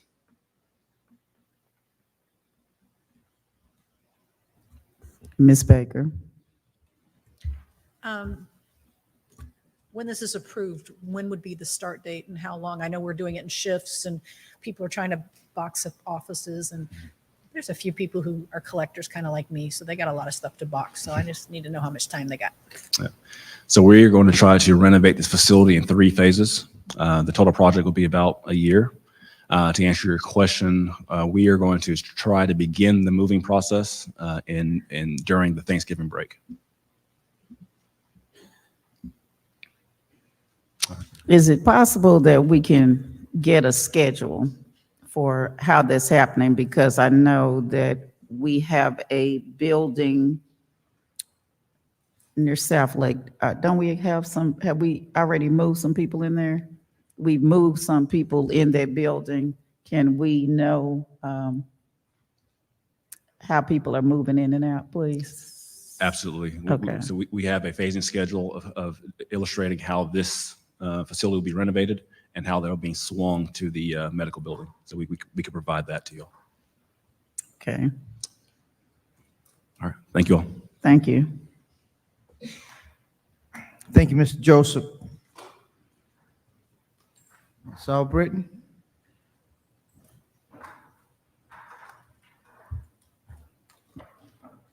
Good evening, Madam Chair, Mr. Vice Chair, other members of the board, Superintendent Dr. Smith, colleagues and community members. The Personnel Changes Report summarizes all personnel actions for the period of September 9th through October 16th, 2023. All human resources updates were submitted to the Board of Education for your review. I'm happy to answer any questions. Are there questions?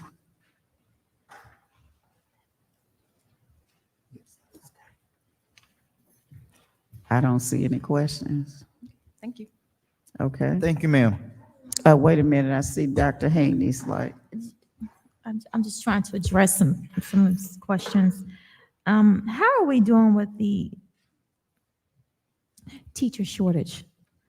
Because I know at one of my schools, or one of the schools in my district, is concerned that I had to explain to them that they know there's a shortage, but the concern is that I have a student that's on my advisory council, and they were saying, well, Dr. Haney, can you find out why is my science teacher teaching my math class? And why is my social studies teacher teaching my science class?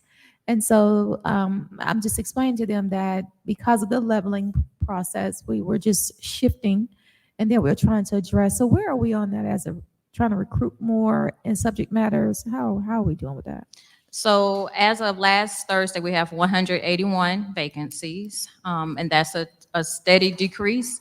Recruitment is an ongoing process. Yes, we did level, and that did allow us to provide teachers at certain locations. In terms of the example that you shared from the student, that may have occurred because of leveling, or maybe change in assignment based on need if the teacher has multiple areas of certification. And also, Mrs. Saul Britton, if you can just give some brief remarks about the fact that we're going to utilize technology to help bridge these gaps. Absolutely. So there's ongoing collaboration between teaching and learning and strategic improvement, technology and human resources to identify opportunities to leverage technology that we have in district. So examples of that, and TLSI colleagues can definitely elaborate, but examples would be when there are opportunities for coverage in close proximity, leveraging technology that we already have in the buildings to, and I'll use the word pipe, but essentially extend the instruction from the teacher to classrooms nearby.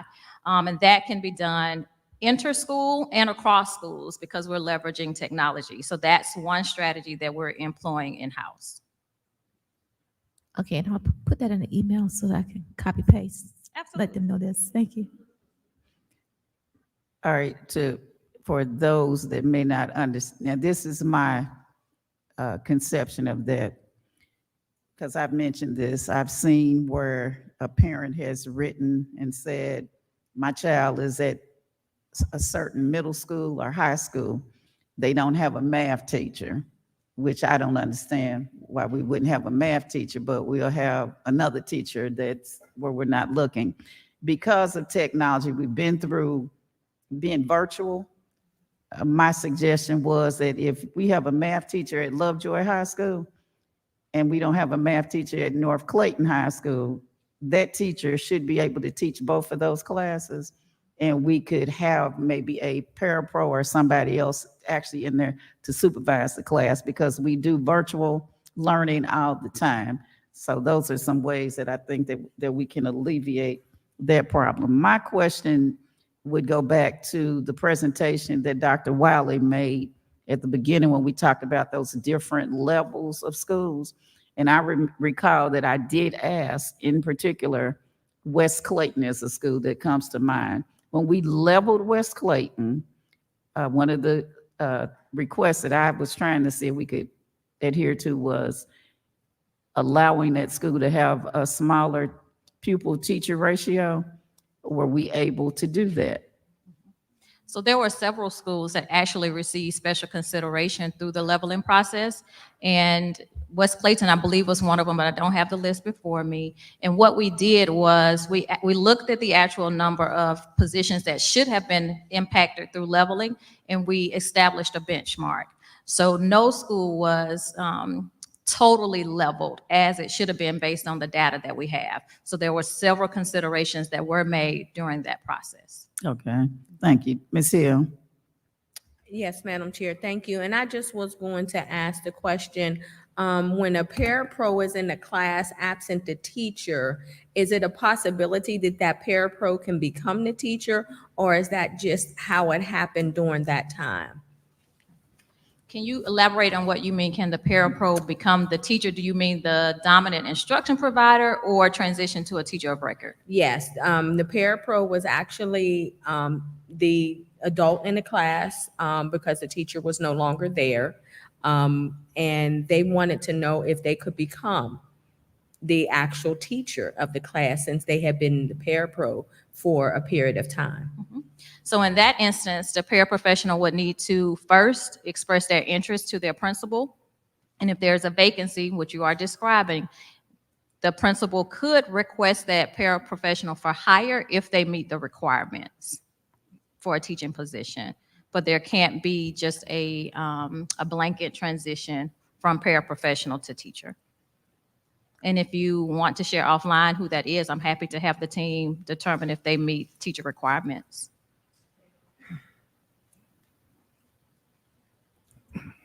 Thank you, Ms. Albright. Okay, Are there any more questions? All right, seeing none, we'll move on to the next item on the agenda for board matters. We're on policy series A. This is a second read.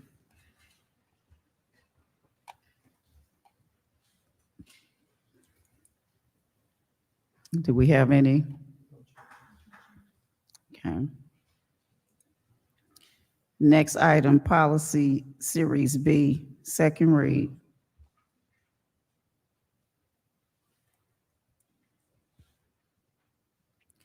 All right, moving on. Policy series C. This is the second read. All right, moving right along. On the business agenda for action this evening, the next item on the agenda is the Seven Pillars Career Academy Charter Renewal Petition. Do we have someone?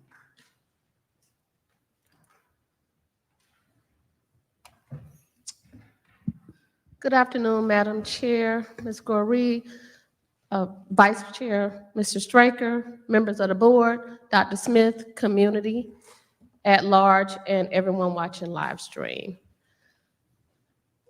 For Seven Pillars Career Academy recommendation, the original September 18th, 2023 Seven Pillars Career Academy petition and subsequent October the 17th, 2023 revisions were incomplete and lacked specificity and didn't meet the minimal requirements as outlined by the state of Georgia that would help the reviewers ascertain if the petitioner could operate a school that was financially viable and was in the best interest of Clayton County. Therefore, considering the historic and ongoing concerns with the school's financial, academic, operational, and governance performance, the committee recommends the CCPS Board of Education vote to deny the petition as recommended by the committee. Do you have any questions? Board members, are there any questions? Seeing none. At this time, the recommendation from the committee is to deny the charter petition, and therefore I need a motion.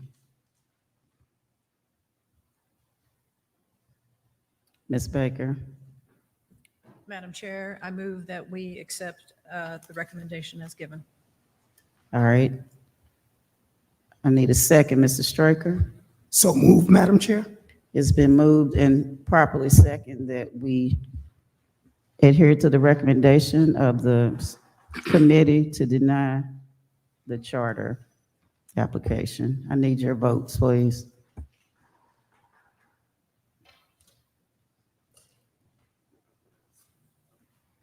All right, and the votes are 6 in favor, 1 in abstention.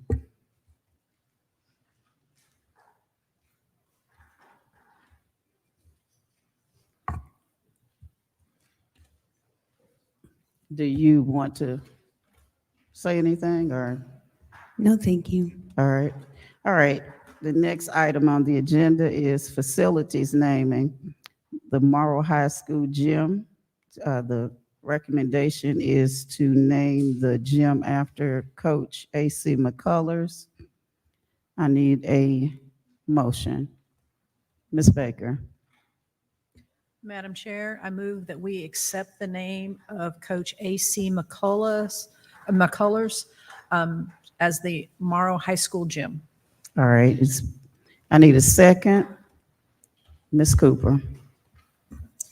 I'll second that. All right. It's been moved and properly second that the Morrow High School gym be named after Coach A.C. McCullers. Please vote. All right, and the motion passes 7. It's a unanimous vote anyway. That is a great deal. Before we move to the next item, which is the approval of the proposed board meeting agenda for November the 6th, I neglected to do something, and I think that person might be missing now. Did Ms. Hall leave? I think she did, but oh, there she is. Ms. Hall did a great job I believe it was last week. I've been doing so much stuff for transportation. We recognized transportation. It was an amazing tailgate party, but I also want to recognize her before she goes on. I believe that her birthday is coming up, and I believe that it will be on November the 1st. Is that correct? Not for the 1st? It's what? Oh, I'm sorry. I'm way ahead of myself. All right. I thought it was this week anyway. Let's move on to the next, but I wanted to thank you for what you did for transportation because I forget. All right. The next item on the agenda is approval of the proposed board meeting agenda for November 6th, 2023. I see Ms. Baker's light. I'll give that, but I just wanted to take a second to tell Ms. Hall, anytime she wants to have food, just let us know. Oh, okay. Because they do good. Anyway, with that said, I move that we accept the opposed agenda. All right, I need a second. I saw Ms. Hill's light. I second, Okay, Madam Chair. it's been moved and properly seconded that we approve the proposed board meeting agenda for November 6th. Please vote. All right, and it is unanimous, and I believe we've covered everything. We are in adjournment.